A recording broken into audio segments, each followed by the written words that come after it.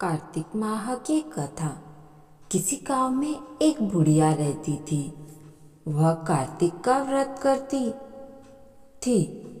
उसके व्रत खोलने के समय भगवान कृष्ण आते और एक कटोरी खिचड़ी रखकर चले जाते। बुढ़िया के पड़ोस में एक औरत रहती थी। वह हर रोज यह देखकर ईर्ष्या करती कि इसका कोई नहीं है, फिर भी इसे खाने के लिए खिचड़ी मिल ही जाती है। एक दिन कार्तिक महीने का स्नान करने के लिए बुढ़िया गंगा गई थी। पीछे से कृष्ण भगवान उसकी खिचड़ी का कटोरा रखकर गए।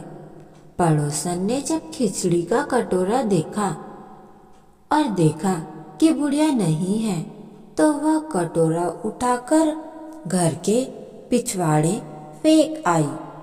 कार्तिक स्नान के बाद बुढ़िया घर आई तो उसने देखा कि खिचड़ी का कटोरा नहीं मिल रहा और वह भूखी ही रह गई।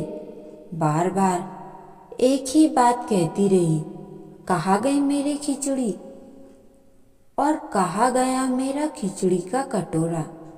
दूसरी ओर पड़ोसन ने जहाँ खिचड़ी गिराई थी वहाँ एक पौधा उगा जिसमें 2 फूल खिले।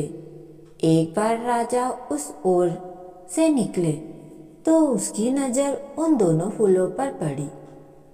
वह उन्हें तोड़कर घर ले आए। घर आने पर उनसे वह फूल रानी को दिए और उन्हें सूंघने पर रानी गर्भवती हो गई। कुछ समय बाद रानी ने 2 पुत्रों को जन्म दिया।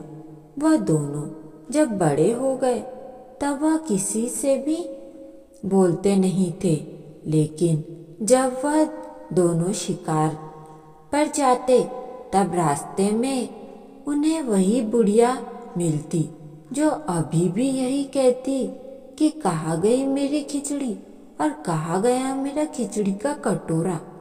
बुढ़िया की बात सुनकर वह दोनों कहते कि हम है तेरी खिचड़ी और हम है तेरा बेला।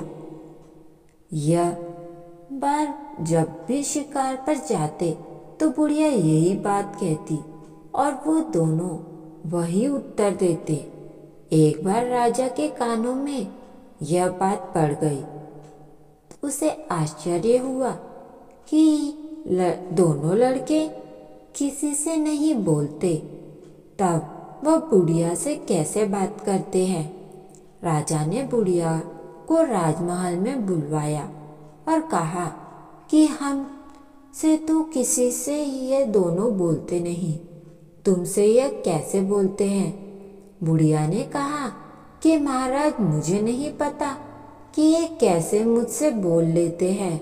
मैं तो कार्तिक का व्रत करती थी और भगवान कृष्ण मुझे खिचड़ी का बेला भरकर दे जाते थे। एक दिन मैं स्नान करके वापस आई तो मुझे खिचड़ी नहीं मिली। तब मैंने कहने लगी कि कहाँ गई मेरी खिचड़ी, कहाँ गया मेरा खिचड़ी का बेला। यह तब इन दोनों लड़कों ने कहा कि तुम्हारी पड़ोसन ने तुम्हारी खिचड़ी फेंक दी थी तो उससे 2 फूल बन गए। जब फूल राजा तोड़कर लेकर आया पर रानी ने सूंघा तो हम 2 लड़कों का जन्म हुआ। हमें भगवान ने ही तुम्हारे लिए भेजा है। सारी बात सुनकर राजा ने बुढ़िया को महल में ही रहने को कहा। कार्तिक महाराज, जैसे आपने बुढ़िया की बात सुनी वैसे ही आपका व्रत करने वाले की सभी की सुनना।